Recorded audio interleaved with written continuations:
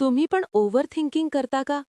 रात्री उशिरापर्यंत डोळे उघडे, मनात हजार विचार, एका छोट्या गोष्टीवरून 10 गोष्टी तयार. आणि सगळ्यात वाईट काय होतं माहितीये? तुम्ही जे घडलेलं नाही त्यावरच जास्त वेळ विचार करता. जर हे सगळं तुमच्यासोबत होत असेल, तर आजचा व्हिडिओ खास तुमच्यासाठी आहे. आज आपण ओव्हर थिंकिंग थांबवायचं कसं, हे मोटिवेशनल नाही, प्रॅक्टिकल पद्धतीने पाहणार आहोत. ओव्हर थिंकिंग म्हणजे नेमकं काय? सगळे विचार करतात. विचार करणं वाईट नाही. पण ओव्हर थिंकिंग म्हणजे काय?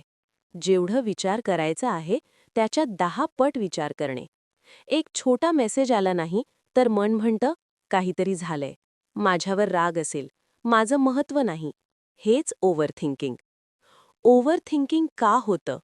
Real reasons. ओव्हर थिंकिंग हा आळशीपणा नाही. तो बहुतेक वेळा असतो भीतीमुळे, इनसिक्युरिटीमुळे, पास्ट ट्रॉमामुळे आणि सेल्फ कॉन्फिडन्स कमी असल्यामुळे. मनाला वाटतं, मी आधीच तयारी करून ठेवली तर मला दुखणार नाही.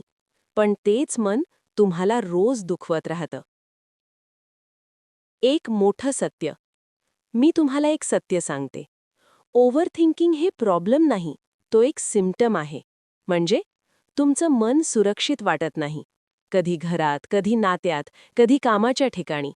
तुम्ही एक्सटर्नली नॉर्मल दिसता, पण इंटर्नली तुमचं मन अलर्ट मोडमध्ये असतं.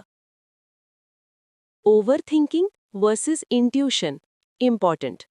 खूप लोकांना कन्फ्युजन असतं. हे माझं इंट्युशन आहे का, की ओव्हर थिंकिंग आहे?